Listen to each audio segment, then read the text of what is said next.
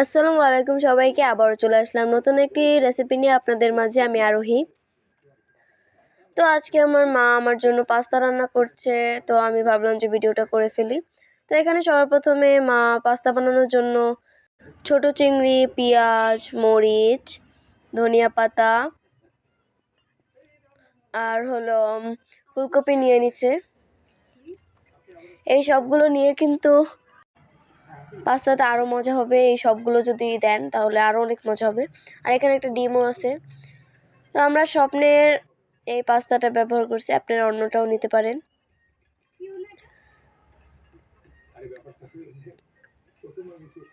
এখানে আরেকটা নিয়ে নিছি নুডলস।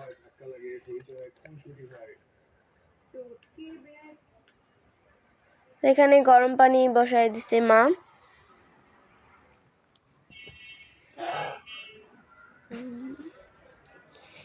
গরম পানি বসানোর পর এটা কতক্ষণ গরম করা দিচ্ছে, তারপরে নুডলসগুলো দিয়ে দিচ্ছে।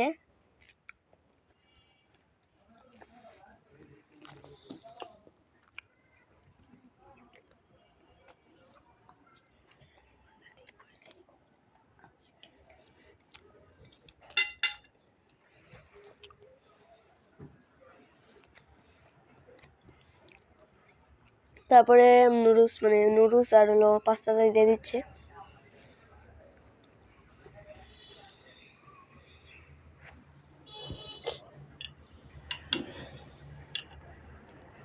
আর এখানে আমি ঘরের একটা নুডলস ব্যবহার করছি, কোরিয়ান রামেন।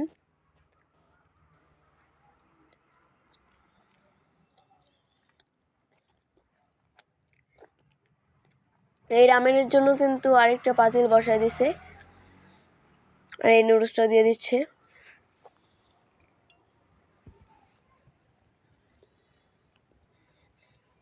এই যে পাস্তার মধ্যে কিন্তু দুইটা মশলা থাকবে, এই যে এটা একটা আর এটা একটা, আর এটা হচ্ছে নুডলসের, এই দুইটা।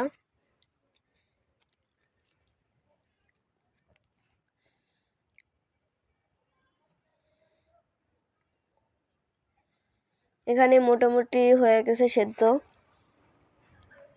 এটা খাইতে কিন্তু খুব মজা হয়েছিল। সেদ্ধ হওয়ার পর এটা একটু নাড়া দিয়ে দিচ্ছি। এটা খাইতে অনেক মজা হয়েছিল।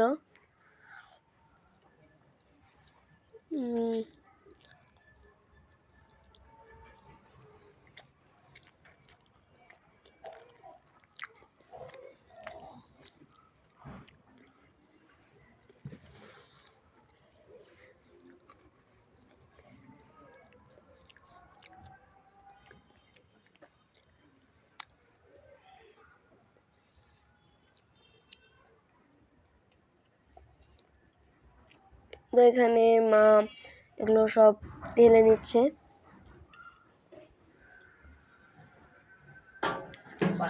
এখানে এগুলো ঠান্ডা পানি দিয়ে একটু ঠান্ডা করে নিচ্ছে। একটু পরে খাওয়া কিন্তু অনেক মজা হয়েছিল।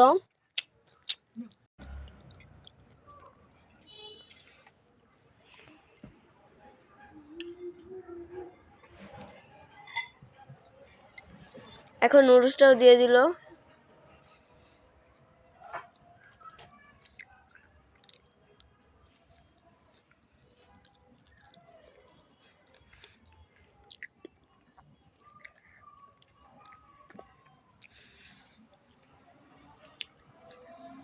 এখন প্যানে তেল দিয়ে পেঁয়াজটাও দিয়ে দিচ্ছে।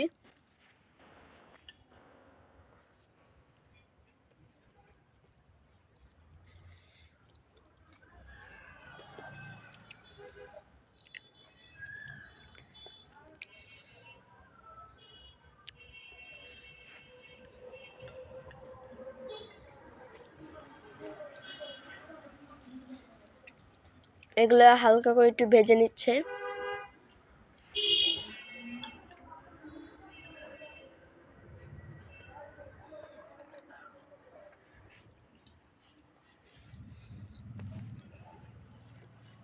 তারপরে চিংড়ি মাছের গুঁড়াটা দিয়ে দিচ্ছে।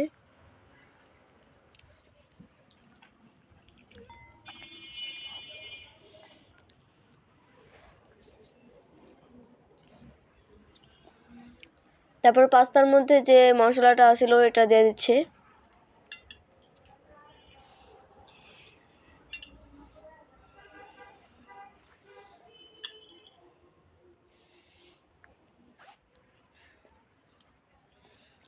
নুডলসের মশলাগুলো দিয়ে দিচ্ছে। তারপরে একটা ডিম দিয়ে দিচ্ছে।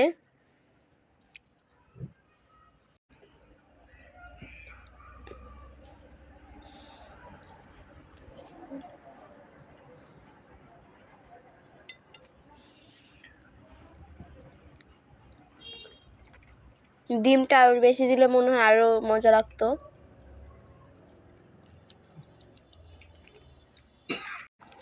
ডিমটাকে একটু একটু করে ভেজে নিচ্ছে।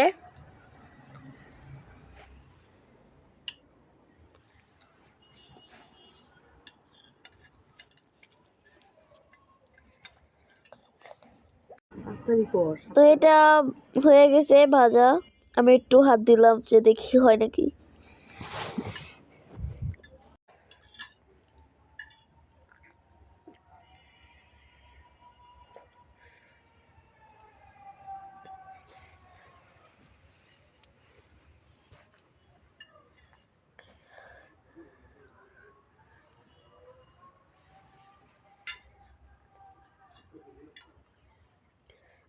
তারপরে এখানে ফুলকপিগুলো দিয়ে দিচ্ছে।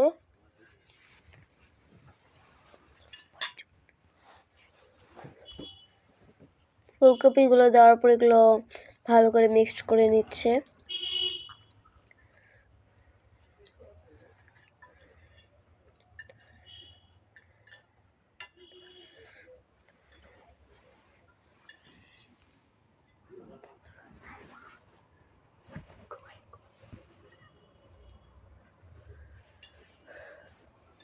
তারপরে নুডলসের মশলাগুলো দিয়ে দিচ্ছে। নুডলসের দুইটা মশলা থাকে, একটা হলো ভেজিটেবল থাকে আর একটা হচ্ছে মশলা নুডলসের মধ্যে ভিতরেতে থাকে। তারপরে এগুলো মিক্সড করে নিচ্ছে, ভালো করে ভেজে ভেজে নিচ্ছে।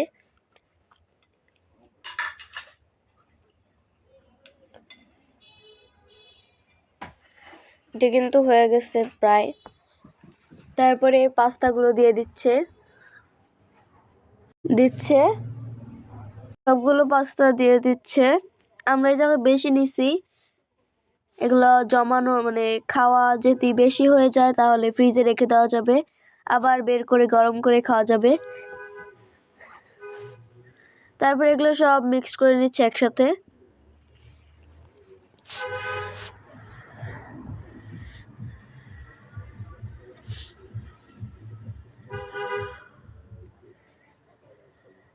তারপরে এখানে সস দিয়ে দিচ্ছে। সসটা না দিলেও সমস্যা নাই, কিন্তু এখানে দিয়ে দিচ্ছে।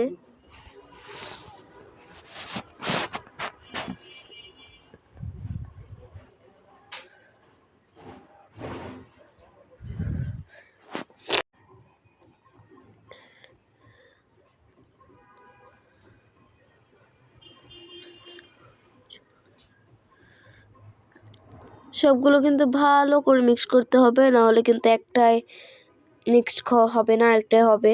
তারপর উপর থেকে ধনিয়া পাতা দিয়ে দিচ্ছে। এটা দেওয়ার পর আরো সুন্দর লাগতেছিল। এত সুন্দর একটা ঘ্রাণ বের হয়েছিল, মানে বলার মতো না। এটা অনেক মজা হয়েছিল, আমার কাছে অনেক ভালো লাগছে। আপনারাও ট্রাই করে দেখতে পারেন, এটা কিন্তু অনেক ভালো মজাদার একটা খাবার। আজকে এই পর্যন্তই, আবার দেখা হবে নতুন একটি ব্লগ নিয়ে আপনাদের সঙ্গে। আল্লাহ হাফেজ, সবাই ভালো থাকবেন।